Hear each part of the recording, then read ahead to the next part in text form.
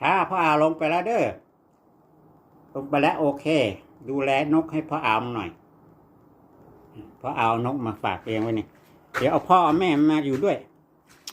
เดี๋ยวเอากรงตัวนี้คืนไปไปไปเอาพ่อแม่มาอยู่ด้วย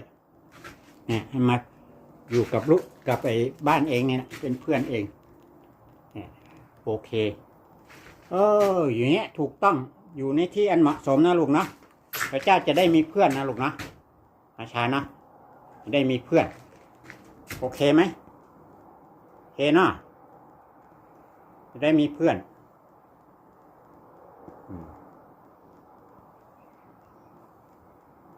ได้มีเพื่อนมีนกเป็นเพื่อนเนาะ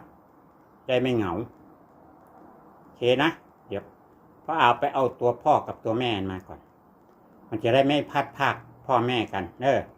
เหมือนเองไม่ได้พัดพรากพ่อแม่